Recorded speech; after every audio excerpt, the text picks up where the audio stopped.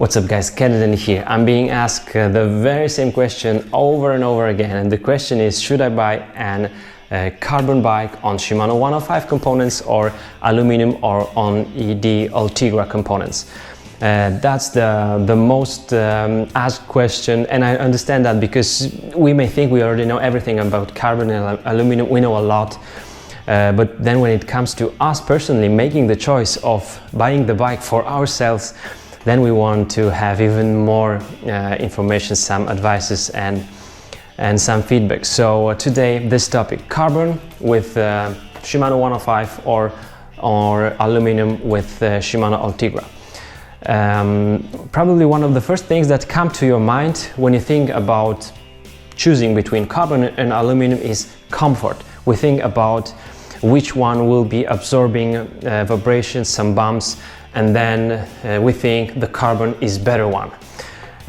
Well, yes, carbon as a material is better in terms of absorbing some vibrations, but myself trying different bikes, I have to tell you that what was most important for me in terms of the comfort is the wheels, the tires, and the width of the tires. Of course, the pressure that we can put into those tires, and then the seat post and the saddle, and of course the cockpit, which is the handlebar, and then the frame. Yeah, because I love the stiffness of the frame, but I don't feel like the frame itself has so much to do as the wheels, the tires, the seat post, and the handlebars, and the bar tape. Bar tapes, like 10 or 15 bucks, can make a huge difference in terms of absorbing those bumps. So that's what's important for me, in my opinion. And then in terms of the frame, what's important here? My feelings, my practice is that the seat post, along with the seat tube, is the one that will be bending when hitting some bumps, and that gives us comfort. That's why Cannondale Cat 12 has made, Cannondale has made for this model even thinner seat tube, so that it will bend even more. It will work even more on some bumps, some potholes. So 25.4 for Cannondale Cat 12 aluminum bike. I would like to have carbon seat posts, and I'm gonna buy one for me, that's for sure. Now, the other thing that is very important here in the frame, that's the rear triangle.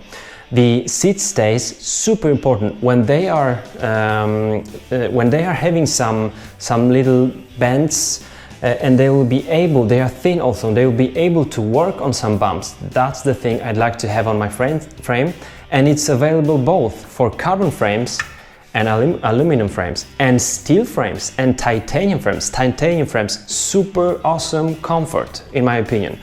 Then the chain stays as well.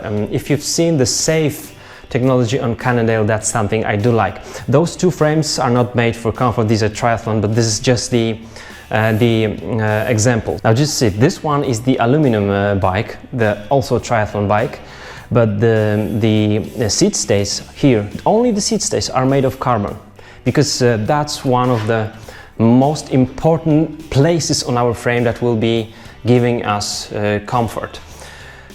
So both aluminum and carbon bikes are able to give you this comfort through a special design of the rear triangle, which is the seat stays and the chain stays. Then the seat tube and the seat post, of course, will also work a lot on some bumps.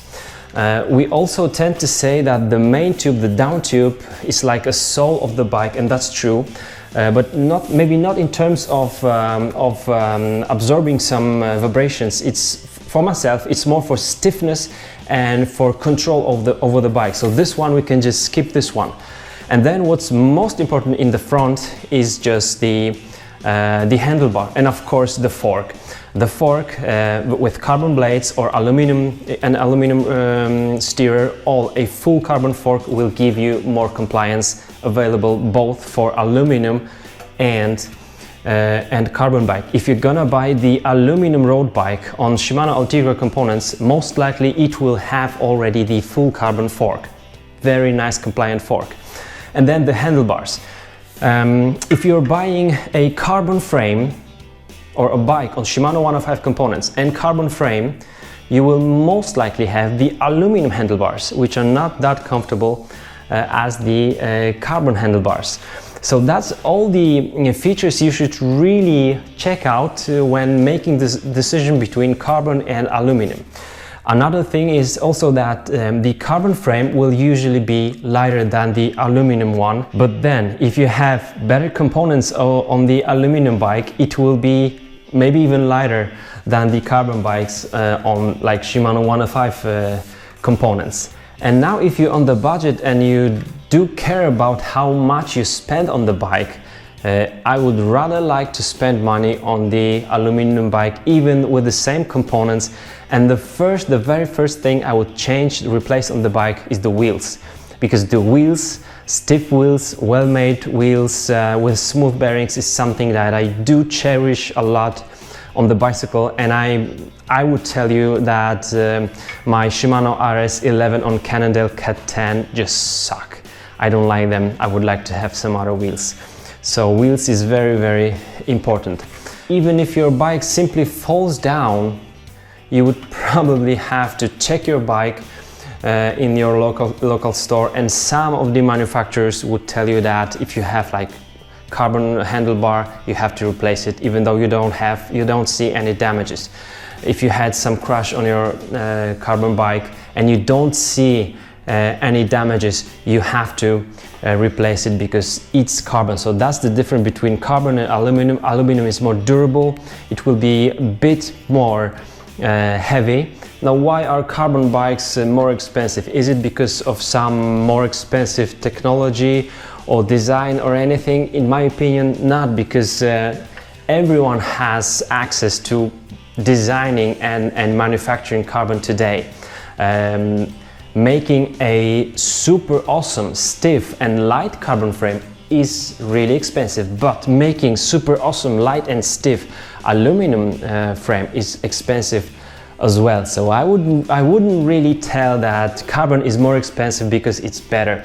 It's just more expensive because it can be, because more people would just go for carbon.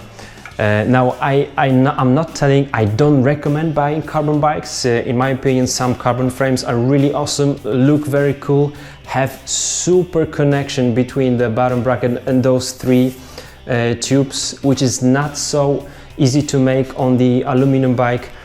But still, we should maybe stop be thinking that carbon is simply more comfortable, because there is much more features of the bike and parts of the bike that make your bike compliant, comfy and just cool. So that's what I wanted to share with you. I would like to hear from you in the comment section if you have switched from like alloy to carbon or from carbon to alloy.